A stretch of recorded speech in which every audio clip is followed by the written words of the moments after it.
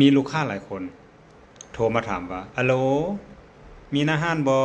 สิเข้าไปเบิ่งเครื่องไปเลือกเครื่องนะอืมเอ่อคำถามนี้บ่ควรถามพวกเขาอีกต่อไปเนาะบริษัทซีมอดอลลาร์เนาะเป็นบริษัทเวทีแพลตฟอร์มอีคอมเมิร์ซอยู่แล้วเนาะขบวนการจัดซื้อต่างๆพวกเขาจะผ่านแอปผ่านเอ่อผ่านเว็บไซต์เนาะหรือว่าผ่านการเซตทางโทรศัพท์เนาะแล้วพอเขาจะส่งสินค้า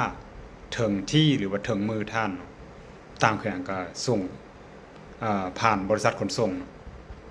ถึงมือท่านเลยเนาะ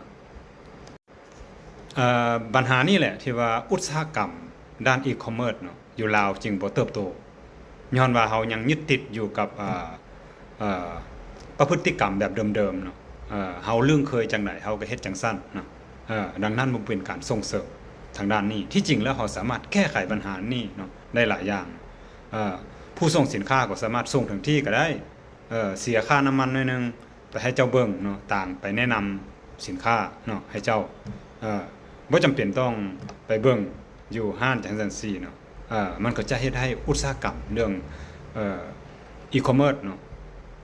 หรือว่าการค้าอิเล็กทรอนิกส์นี่ถูกเติบโตเนาะพัฒนาเพราะว่าตัวนี้เติบโตแล้วมันจะเฮ็ดให้อุตสาหกรรมอื่นๆมันเติบโตไปนำ